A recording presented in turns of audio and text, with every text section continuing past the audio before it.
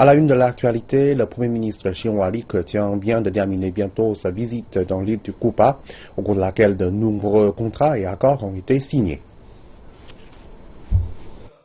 Cette visite du Premier ministre chinois Li Keqiang intervient à un moment où le président Raúl Castro a lancé les premières réformes du marché à Cuba. Le nombre important d'accords signés samedi et dimanche montre l'engagement de la Chine envers le développement économique de l'île. Des domaines clés pour Cuba sont les secteurs pharmaceutiques et des biotechnologies. Dimanche, les deux parties ont signé des accords pour que la Chine finance davantage la recherche, la production et le marketing des produits cubains. Cette coopération entre Cuba et la Chine dans les biotechniques existe depuis plus d'une décennie.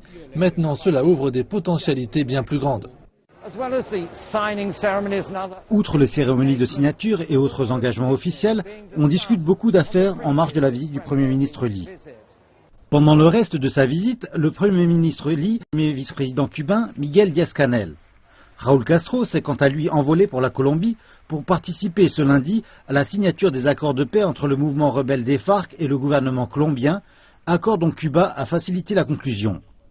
L'ultime engagement officiel du Premier ministre Li est une soirée de gala au Grand Théâtre de la Havane. Il rentre en Chine ce lundi en ayant renforcé davantage ce qui constitue déjà un partenariat stratégique global.